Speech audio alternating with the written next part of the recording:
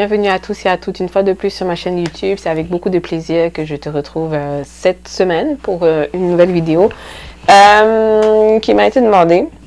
Je le laisse toujours dans la capsule et je vais partager un peu mon expérience et puisqu'en gros il m'a quand même été demandé de me baser sur mon expérience en fait pour faire cette vidéo. Donc comme tu peux le voir dans le titre de la vidéo, est-ce que en me basant sur les expériences que moi j'ai vécues au Canada, positives comme négatives, est-ce que je conseillerais à quelqu'un d'immigrer au Canada? On va débattre de ça juste après.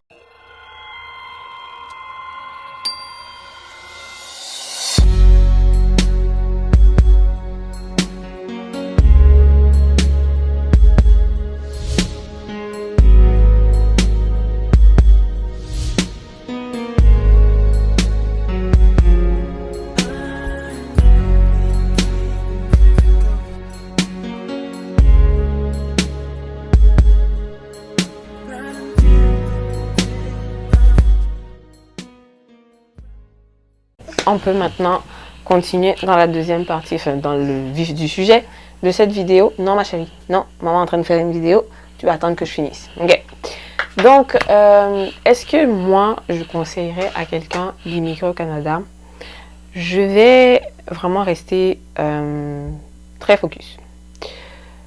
Est-ce que je conseille à quelqu'un qui a une meilleure situation de vie dans le pays où il est, que ce soit une situation de travail stable, qui a des revenus stables à tous les mois, donc qui exerce dans un secteur d'activité qui ne connaît pas ou qui ne peut pas connaître la crise, surtout par ces temps de pandémie qu'on a traversé dans le monde entier.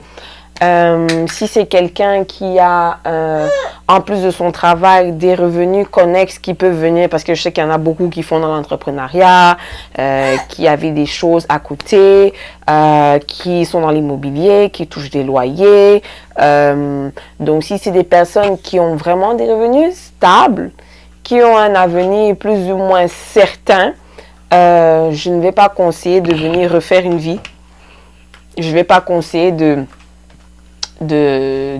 venir refaire une vie, de recommencer tout à zéro, de ne pas être sûr que ce que tu laisses là-bas, tu vas pouvoir avoir la même chose, sinon te surpasser. Non, je ne conseillerais pas.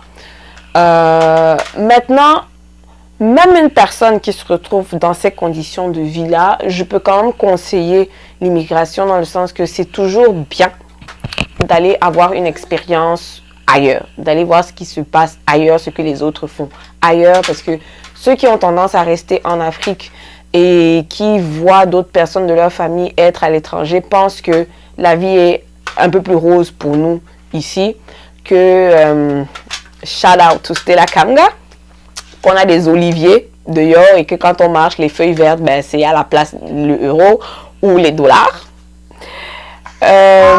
qui pensent que nous on travaille, c'est tellement facile, on peut envoyer l'argent à toutes les semaines, à toutes les doléances. Dès qu'un oncle a un peu chuté d'une échelle au pays, on va t'appeler. Dès que tel a un peu accouché et qu'il a donné ton nom à son enfant, obligatoirement ça devient ton enfant.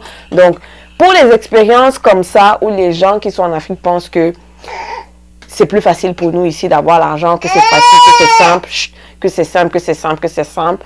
Ils devraient voyager, ils devraient immigrer, surtout au Canada, pour voir que quand tu travailles, quand tu touches l'argent, le dollar canadien, avec la photo de la reine d'Angleterre dessus, pour chaque centime que tu touches, tu as travaillé le centime là. C'est-à-dire que c'est, à part si tu es né dans une famille avec une cuillère en or dans ta bouche, que tu as des revenus, que l'argent, c'est pas un problème pour vous. Il ne faut pas travailler pour avoir l'argent. L'argent du Canada, si. Comme on dit souvent au Cameroun, le travail a dépassé l'argent.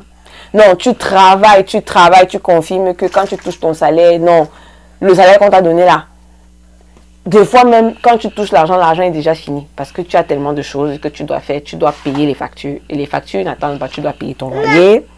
Tu dois payer ton chauffage. Enfin, pour ceux qui... pour ceux qui sont propriétaires, oui, ce serait une bonne expérience d'immigrer, de venir et de voir que avec toutes les factures, les gens qui restent en Afrique, vraiment, il y a une certaine paix d'esprit que vous avez parce que même avec le bailleur, tu peux faire le bras de fer pour lui dire que bon, j'ai pas l'argent de ton loyer, genre, donne-moi même une semaine, je te paye dans une semaine. Là, les agents de la SONEL, des compagnies de courant qui viennent relever les indices de courant, certains sortent même les machettes. Ici, tu peux pas faire ça. Donc, ce serait une bonne idée aussi pour ces gens-là de pouvoir venir pour voir un peu la vie de l'autre côté. Maintenant, au vu de mes propres expériences, oui, je conseille aussi à ceux qui se cherchent dans la vie ou qui viennent pour les études, parce que comment le système éducatif est fait dans nos pays d'Afrique qui ont un peu subi les modèles français pour la plupart, on nous inculque le culte de la diplômite. C'est-à-dire, les gens vont à l'école, ils amassent les diplômes et on ne nous apprend pas vraiment comment tirer profit de ces diplômes-là. Je m'explique. Par exemple, une comme moi, tu pars du Cameroun, tu as fait un master en communication, action publique internationale. Avant ça, tu as une licence en sciences politiques. D'autres vont faire des petits diplômes à côté. Mais quand tu arrives dans les pays comme ici, qu'est-ce que tu sais faire en fait en dehors de ton diplôme? Je veux dire, c'est quoi les expertises que tu as? Tu vas avoir des gens ici il commence l'université, il a déjà à son actif des stages qu'il a fait, il a fait du bénévolat dans des organismes, des associations. Tu vas voir quelqu'un en dehors des diplômes qu'il va chercher à l'école, tu vas voir que comment eux ils fréquentent ici. Peu importe le programme que tu fais, quand tu choisis des diplômes, par exemple, tu vas faire un master en ceci, avec option mémoire, option stage, option ceci, c'est que même les écoles comme HEC ou ceux qui veulent faire dans la comptabilité et tout ça, pendant leur processus scolaire, là, ils vont faire des stages en entreprise. C'est-à-dire que tu commences à faire des stages avant même d'avoir ton diplôme et le sortir. Ce qui fait que quand tu sors, quand tu as le diplôme, tu es aussi compétitif sur le marché du travail. Et ça fait que on ne va pas te faire les choses comme on nous fait dans la plupart de nos pays là. On vous offre des postes on demande des gens qui ont déjà tel X d'années d'expérience, X d'années de ceci, il faut ceci. Mais dans nos pays là, si tu sors de l'école maintenant, personne ne t'a jamais donné la chance de te faire ta première expérience. Comment tu vas te faire les années d'expérience? Or ici, pendant les processus d'études des gens, tu peux faire des stages. Ceux qui font des études en sciences infirmières, ils vont faire des stages à l'hôpital. Ceux qui font des études en pharmacie vont faire des stages. Ceux qui font même les DEP en assistance pharmacie vont faire des stages dans les pharmacies. Ceux qui vont faire X, Y, machin, tu fais des stages. Ceux qui travaillent dans les pharmaceutiques, qui font des cours de chimie ou des maîtrises en chimie, en pharmacie, en ceci, vont faire des stages dans les compagnies pour lesquelles ils voudraient peut-être travailler demain. Ce qui fait que quand tu sors de là, tu peux faire quelque chose. C'est pas juste la diplômite. Je sais pas si c'est clair comment je suis en train d'expliquer. J'essaie vraiment d'être le plus clair possible. Donc ça a été beaucoup un problème pour moi parce que oui, quand on te regarde sur le CV, tu es très intéressant, mais est-ce que si on t'offre tel poste, tu es capable tu sais, d'avoir certains réflexes que peut-être ceux qui ont toujours vécu ici, qui ont toujours profité du système ici ont. Ils ont des facilités et tout, tu vois, des choses qui ne rentrent pas dans notre vie de tous les jours, dans nos façons de faire, dans nos procédés.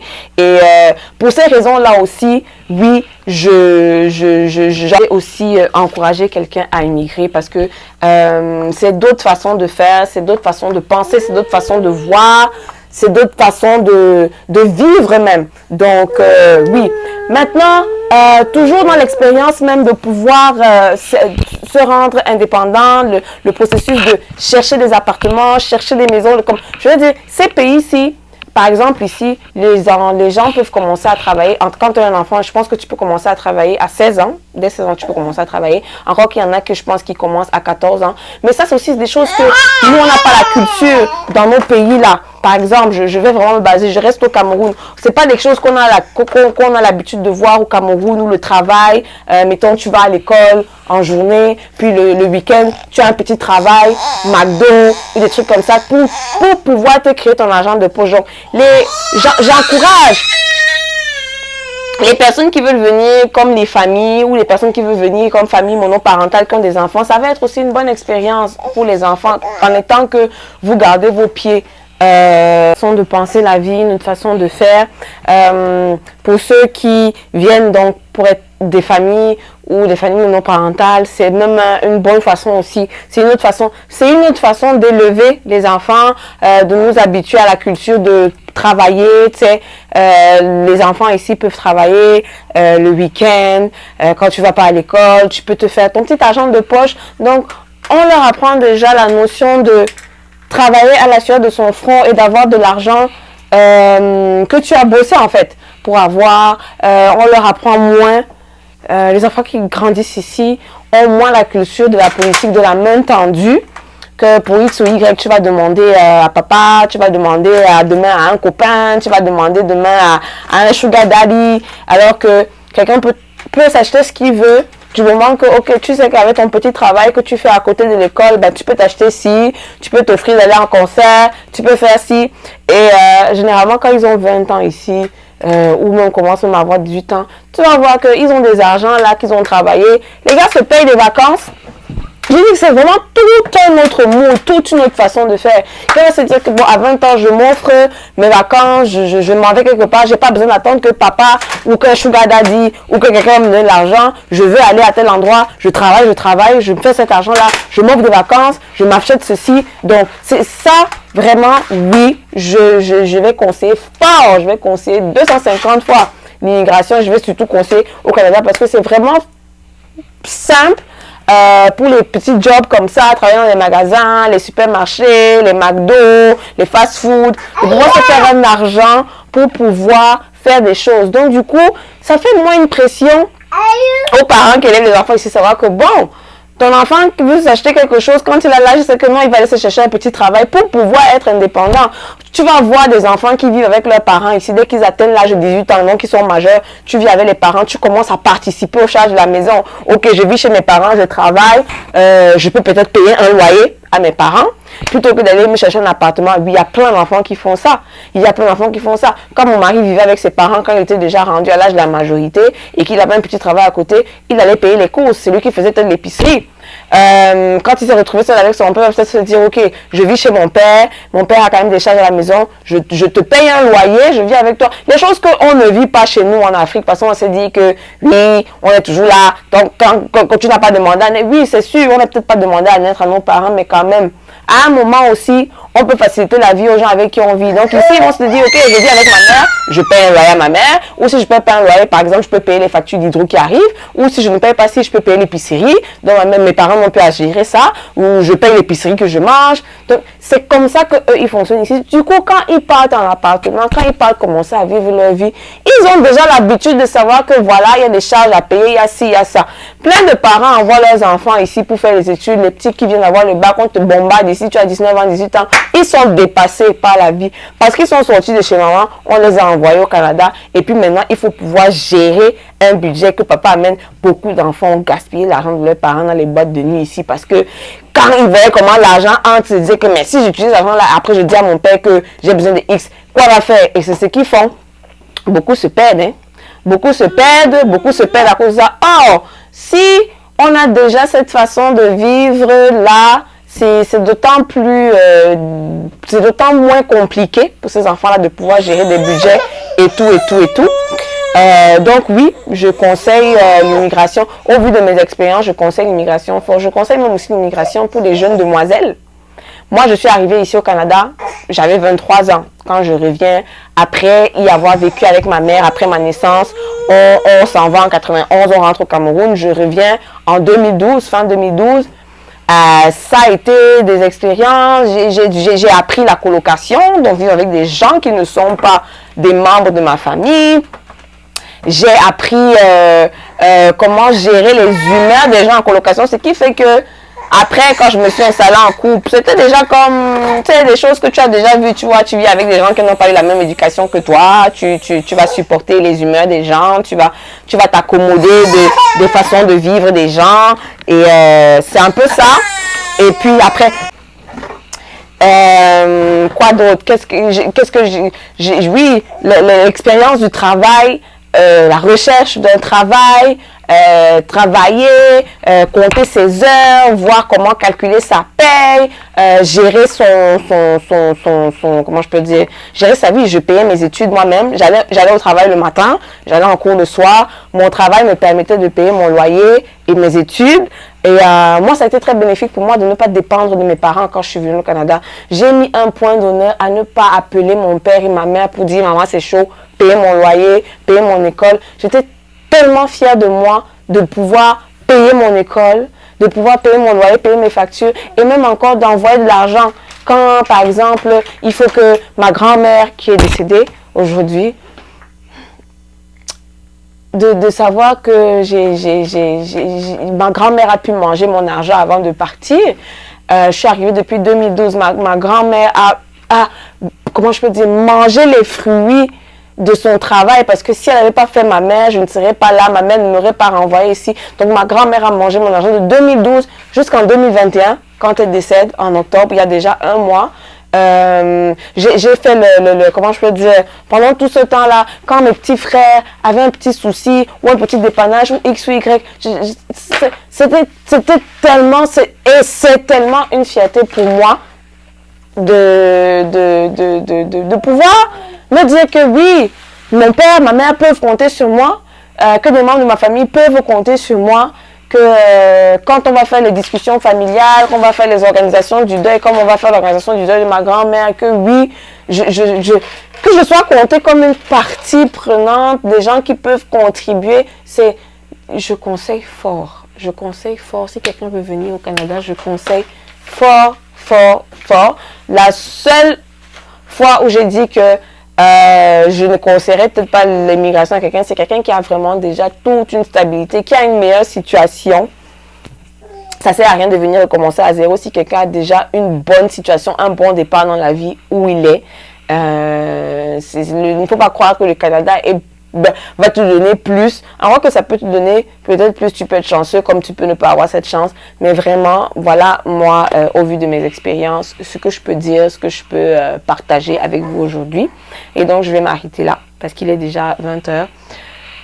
Et c'est ça, je vous retrouve très prochainement pour une prochaine vidéo dans nos capsules sur l'immigration. Et je vous...